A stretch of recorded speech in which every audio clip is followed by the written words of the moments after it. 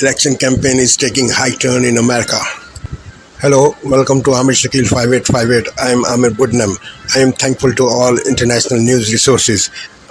Following news have been reported by American, European, Asian, African, Canadian channels and AP, AFP and Reuters news agencies.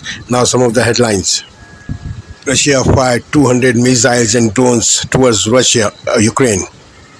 New knife laws for Germany after knives attack 3 days ago. 40 people died in terrorist attack in Pakistan. A storm and heat wave is predicted for America. Jack Smith want to start case against Trump again. Student visa limits in Australia. Search for French Prime Minister. Sudan in deep trouble. Israeli bombing of Gaza. Floods in Bangladesh. Now please watch the news channels.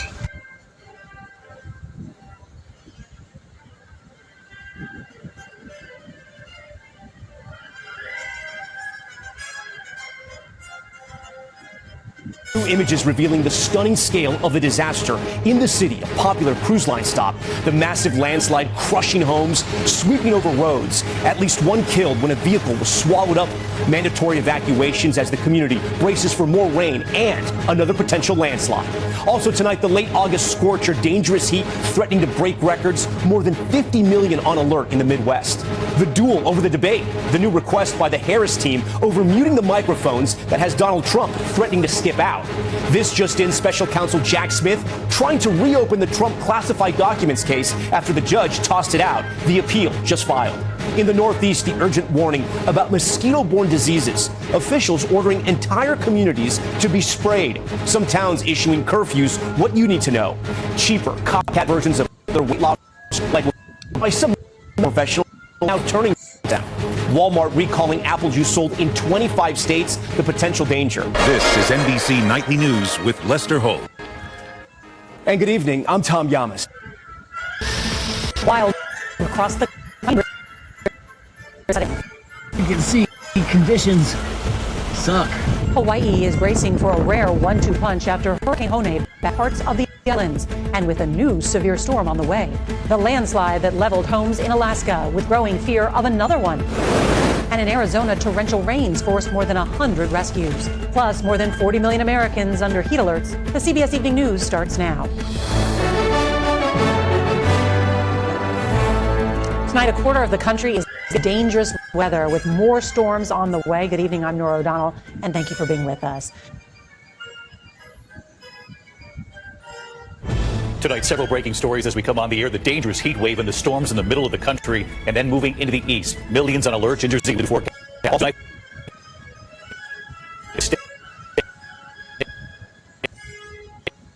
from the Midwest heading into the east, the real field temperatures up to 115 degrees. And then the severe storms we're watching set to hit right into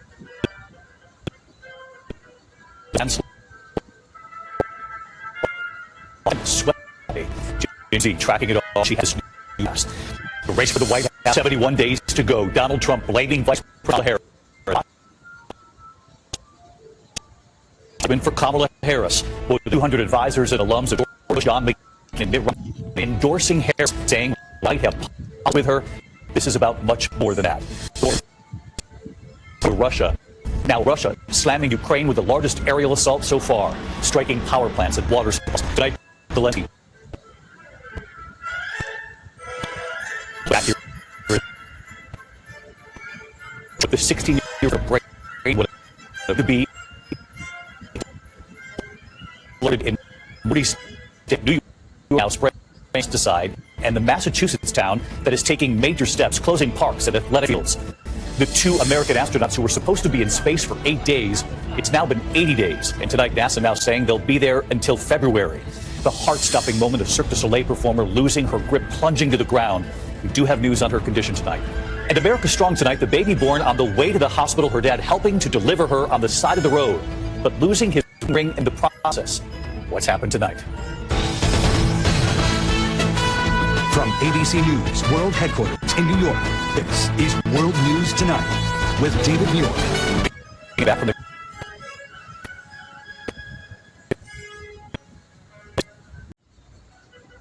as Jeff Bennett is away. On the NewsHour tonight, the focus in the race for the White House turns to the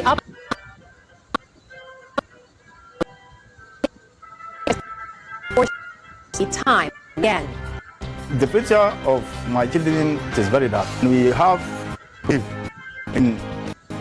are a one nation. And author Stephen King on his long career and discusses his new book of short stories.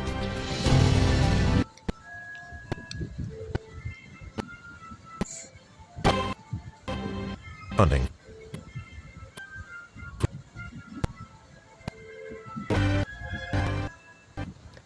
Welcome to the NewsHour. With both party conventions in the rearview mirror, the 2024 presidential campaign enters its final stage. There are now new questions about if the candidates will debate at all.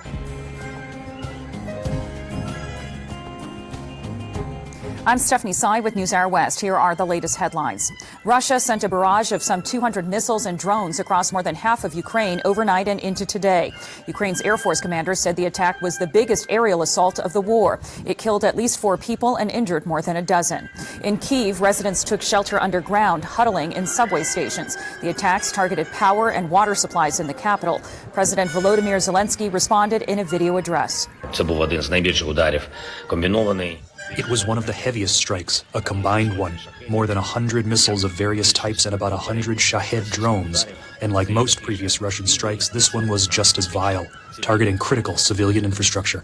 President Biden called the Russian assault outrageous and pledged to reprioritize U.S. air defense exports to be sent to Ukraine first. He also said the U.S. was surging energy equipment to the embattled country.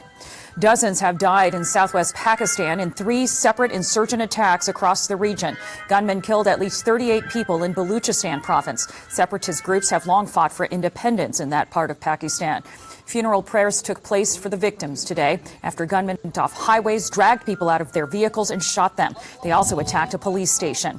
The military said that security forces killed 21 militants in the response. In Germany, Chancellor Olaf Scholz has vowed to toughen the country's knife laws following Friday's late-night stabbing at a festival that left 3 people dead and 8 injured. Scholz visited the western city of Solingen today and laid a white rose at the scene of the attack. Investigators believe the suspect, who turned himself in over the weekend, shares the radical ideology of the Islamic State group. Scholz vowed to take action.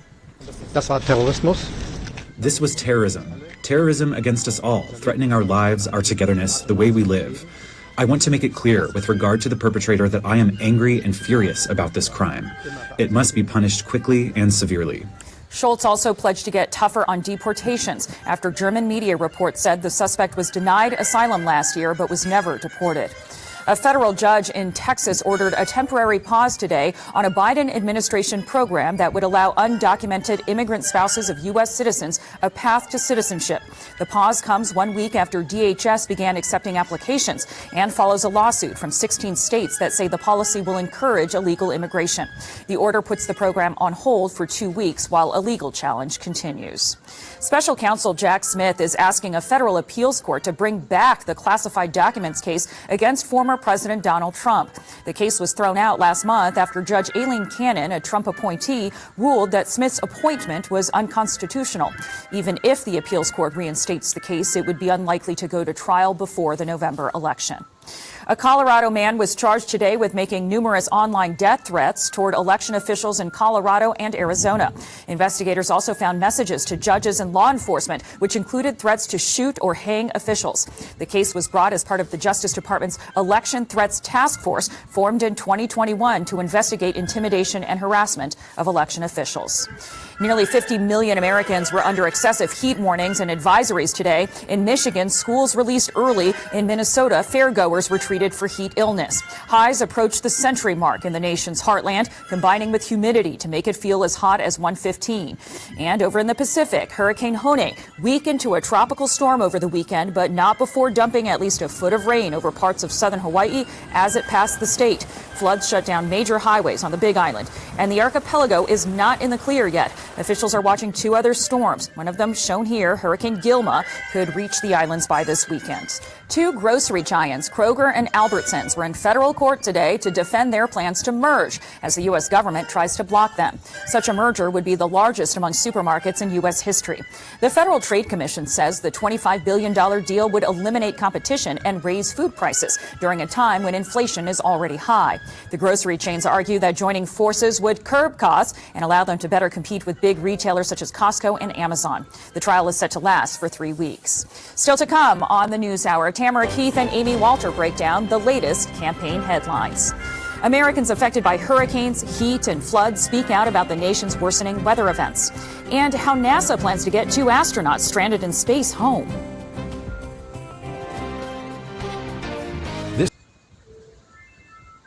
Can't make it up. Here with reaction, Texas Senator Ted Cruz. Ted, Senator, you're feeling the brunt of this in Texas.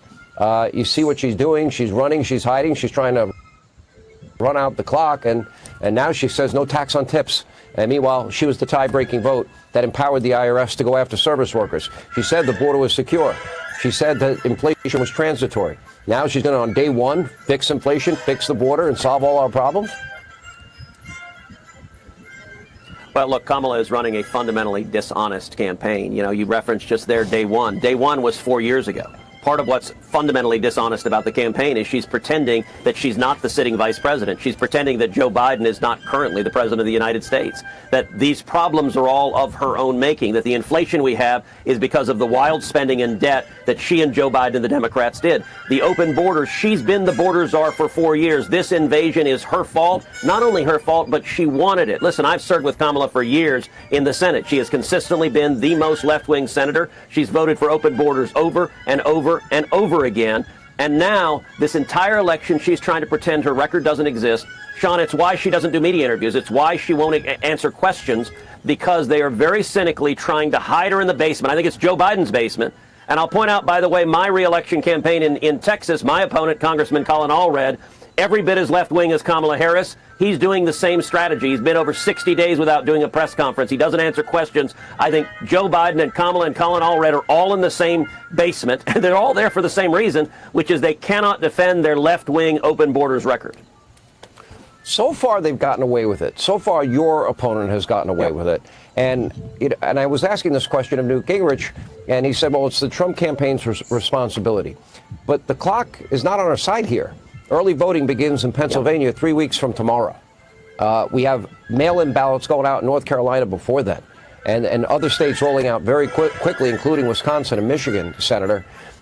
This is a serious crisis for our country. Now they want, last minute, the debate they requested with the rules they requested, with the rules they agreed to.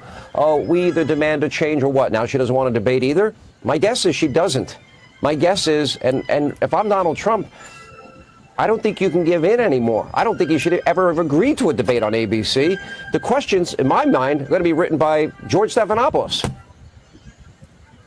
So they are going to be written by George Stephanopoulos. But look, Sean, I think Trump needs to do the debate. And frankly, I think he should agree to whatever stupid rules they want. It's going to be hostile and rigged regardless. And I think Kamala Harris would love to cancel the debate and blame it on Trump. Look, she's in a basement. They don't want her challenged ever. If they have an excuse to get out of a debate, they can literally do nothing for the next 71 days except count on the corporate media so what if to Trump lie. Says, and so I think that Trump...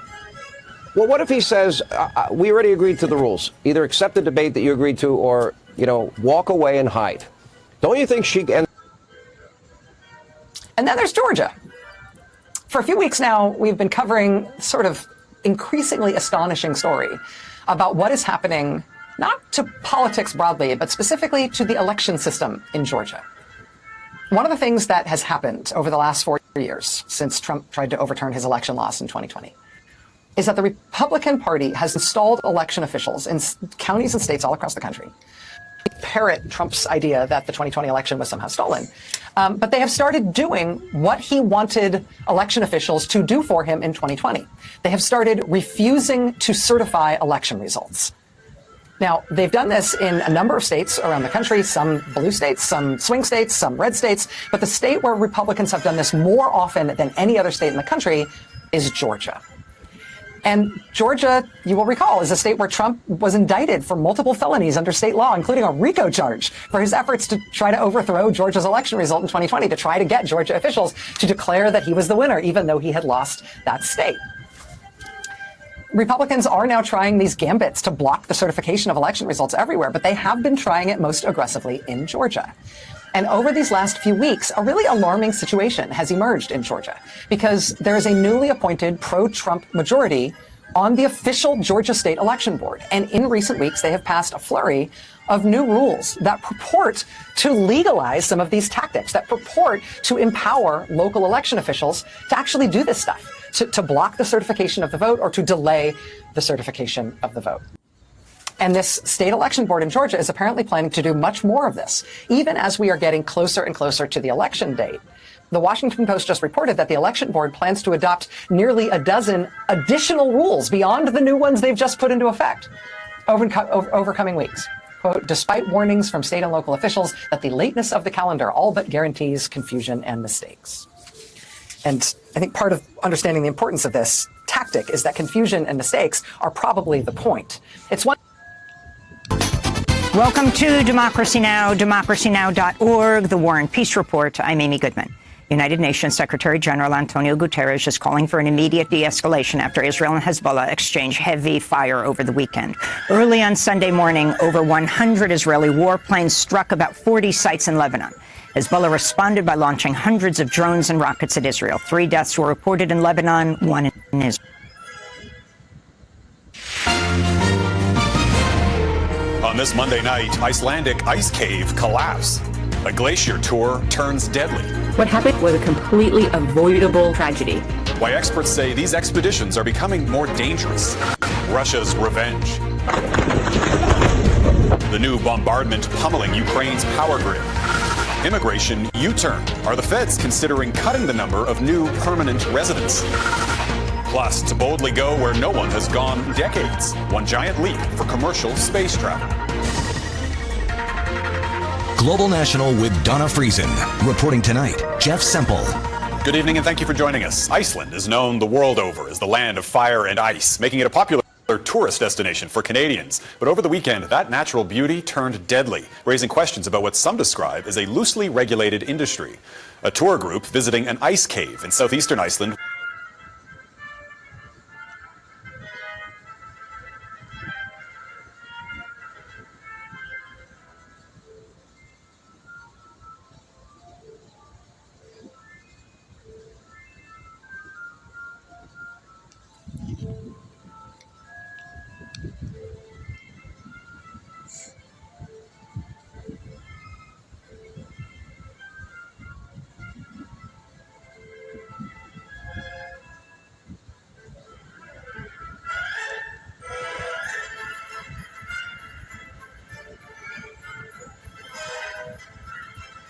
About 6 million people play the lottery in Ontario, and if your numbers come up, you would think it's fairly easy to collect your prize. Well, you may have to answer a series of questions before receiving your jackpot, including exactly where you purchased your ticket. Here's Pat Ford and Consumer Alert. Pat. Thanks, Nathan. And Michelle, a woman bought a lottery ticket 1 year ago, but she never got around to checking it until about 6 months later. She won just over $1,000, but she can't collect her winnings because she doesn't remember where she bought the ticket. I can go anywhere with my volunteer work. Heather Douglas does a lot of driving as a volunteer and says no matter what city or town she's in, when she gets gas, she often buys lottery tickets. Last August, she bought one for a 649 draw, but didn't check it until March. She won $1,003. I felt great. I thought those commercials are right. Even though it was only $1,000, I can buy something that I want. With her busy schedule, Douglas says she only contacted OLG to collect her prize this summer, but she was told she couldn't have her jackpot unless she could tell them the store and intersection where she bought the tickets, something she can't remember. There's no signs anywhere indicating that you must prove where you bought the tickets. Nowhere. I had no idea that they could do that, and it outraged me. In June, we did a similar story where the winner denied their lottery prize of almost $1,200 because he also couldn't recall where he bought his tickets. OLG is asking him what location you bought it when it's months ago. Douglas says she's frustrated and wants her jackpot. I would like my money, but not only that, I don't think anybody else should have to go through this. A spokesperson for OLG told CTV News, when a winning ticket of $1,000 or more is presented for claim, the OLG Prize Center is required to determine the rightful ownership of that ticket. Claiming a prize, you may be asked, where did you purchase the ticket? When did you purchase the ticket? And did you purchase other lottery products such as Encore or another game at the same time? OLG recently reviewed Douglas's case, and she was relieved to finally get her winnings of $1,003. Thank you, CTV. I was able to get my check, and I thank you for all of the hard work that you helped me to get it. Thank you, CTV. And when buying lottery tickets, remember where you purchased them. You can also ask for a receipt. Don't write anything on the ticket except your name. Additional markings can increase the time it takes to get your prize. On your side, I'm Pat Foran. If you have a consumer story idea, email us at alert@ctv.ca.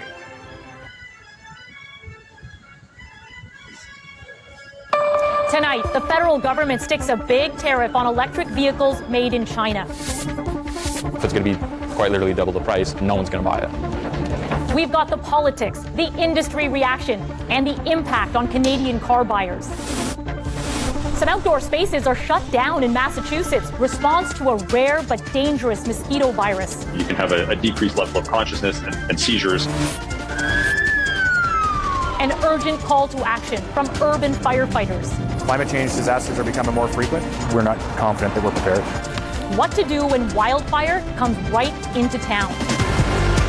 From CBC News, this is The National with Christine Barak. Thanks for joining us. Adrian is away. With new tariffs and new rules for employers, the federal Liberals are taking aim tonight at 2.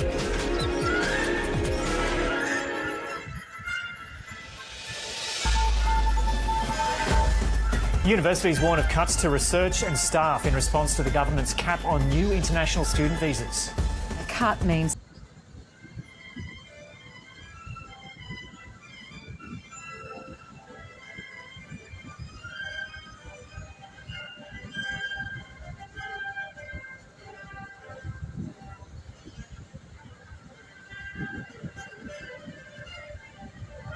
TV, on our website and on all our social media platforms.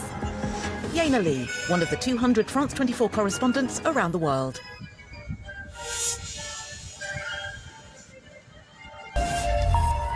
Hello, you're watching Daybreak here on France 24. I'm Haxi Myers-Belkin. These are today's headlines.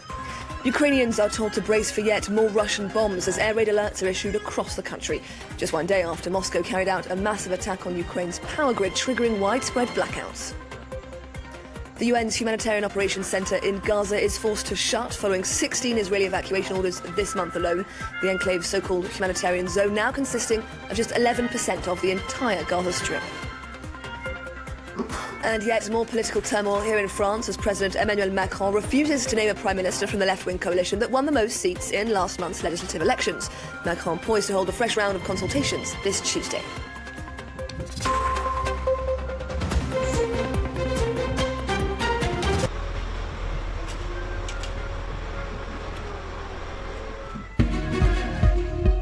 Euronews. The news. Telegram and the war. How the arrest of the social media CEO could complicate things for the Russian military. Rising costs are bringing Berlin's Michelin-starred restaurants to their knees. Will the German capital's fine dining scene bounce back? Thousands of athletes and sports fans descend on Paris for the 2024 Paralympics. UN Secretary-General Antonio Guterres calls for the immediate de-escalation as cross-border attacks between Israel and Lebanon intensify. On Sunday, we issued a statement in which the Secretary-General expressed his deep concern at the exchange of fire that had taken place.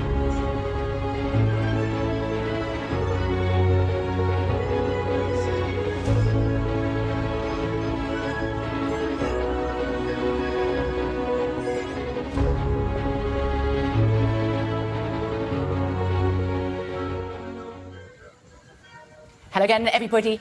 Oh my goodness me, 15 seconds to the top of the hour, and we know what the press release says. We can't tell you for another 5, 4, 3, 2, 1. This release says we can't tell you for another 5, 4, 3, 2, 1 seconds. Now we can.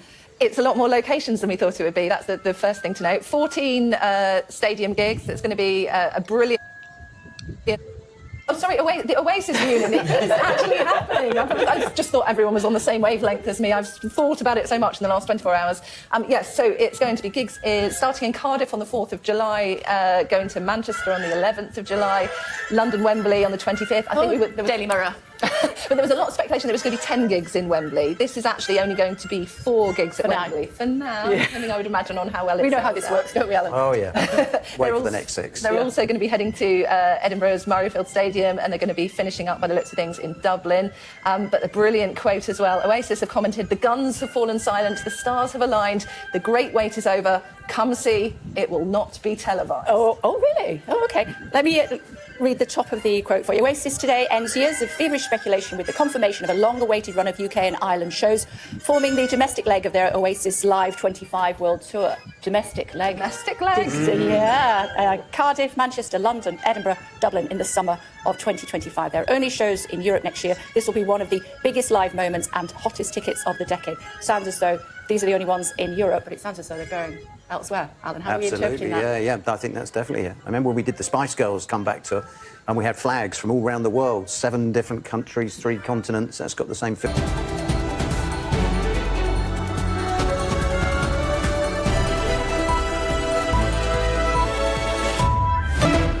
This is DW News live from Berlin. Russia launches more drones and missiles at Ukraine. It follows Moscow's biggest air assault since the start of the war, in which the Ukrainian capital and most other regions were showered with projectiles. A 6-month DW investigation finds that a Ukrainian town has become a deadly testing ground for Russia's military.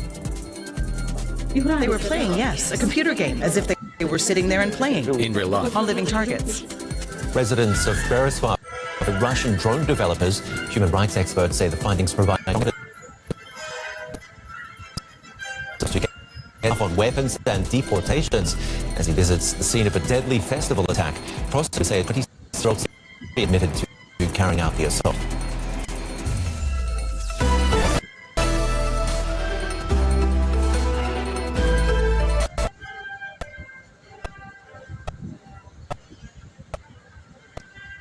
In New Delhi, 2 o'clock in Jakarta, and Amsterdam at Nisara. The Philippines calls China the biggest disruptor of international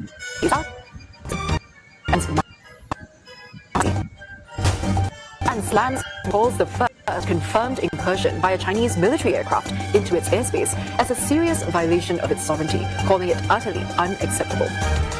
And Malaysia prosecutors charge opposition leader and former Prime Minister with sedition for allegedly insulting the former king.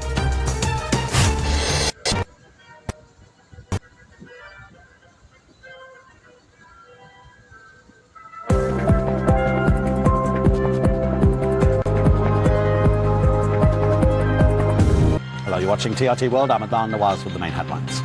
Israel has bombed homes in northern and southern Gaza, while overnight strikes on the Maghazi camp have also produced fatalities.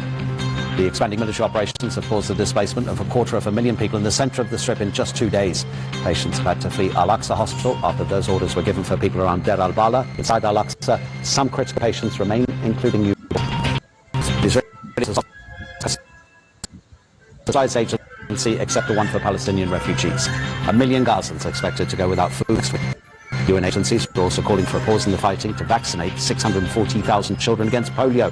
1.2 million doses of the vaccine arrived in the enclave on Monday, but a ceasefire, the UN says, is needed to administer the jabs. The humanitarian operations have been incredibly squeezed. We're getting very little aid.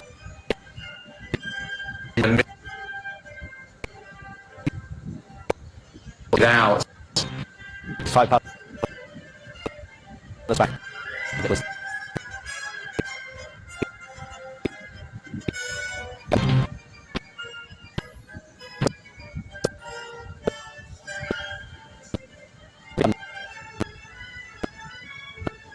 and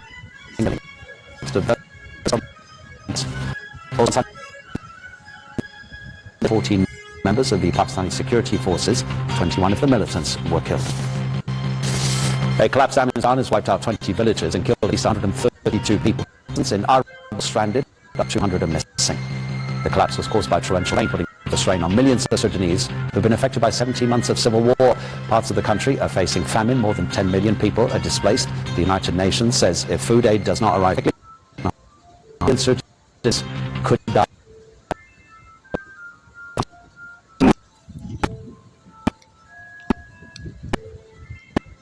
Close in Durham, with 4 children and a new school term looming, the costs quickly pile up.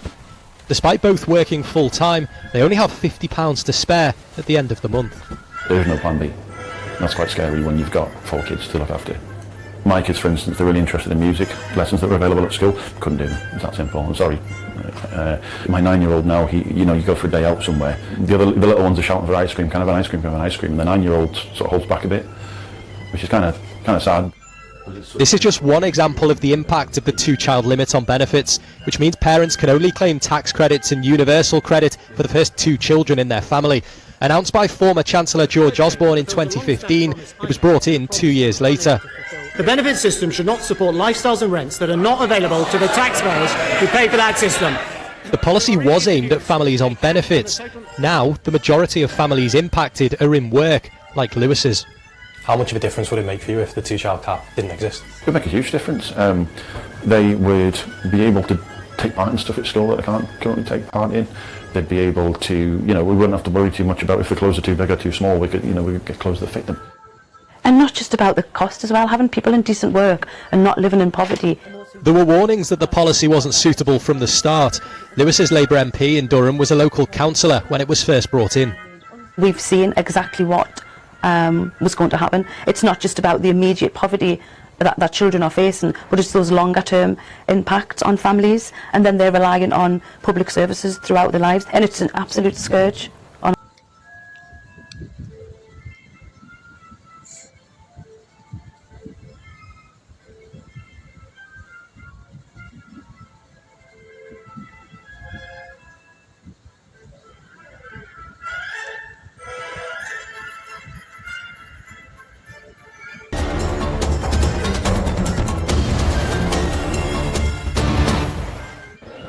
Campaigns for the general election set for October 9 began on Saturday, 24th in Mozambique. The ruling party since independence in 1975, Frelimo, will face the main opposition party, Renamo, which originated from a former anti-communist rebellion. However, it is an independent candidate, Venancio Mondlane, who might create a surprise. Among the issues the voter will be considering include inequality and the management of the conflict in Cabo Delgado. The current president, Felipe Nyusi, who has been in power since 2015, cannot run again. Its ruling Frelimo party nominated Daniel Chapo. The main opposition party, Renamo, on the other hand, will be represented by Osufo Momadi. The third candidate, who can also change the status quo in the race, is Venancio Mondlane, who embodies the hope for regime change and could create a surprise, according to political analysts. Mozambicans will also elect their parliamentary and authority representatives. Malawi has begun screening for Mpox at all points of entry in a bid to prevent the spread of the virus. The move comes just days after the first 2 suspected cases were registered in the country, and just over a week after the World Health Organization declared the spread of a new strain of Mpox a public health emergency of international concern. The vaccine against Mpox, but it is not given to just everyone. Where only reserved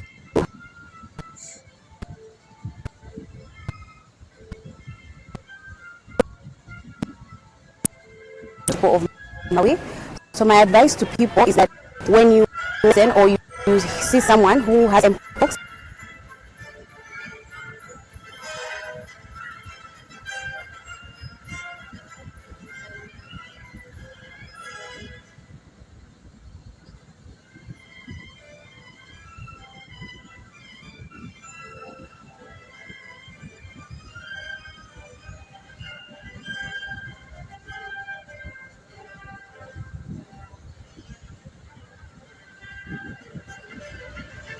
Thank you for watching and privilege of your time. This is Amir Shakil 5858. I am Amir Goodman. Have a good life.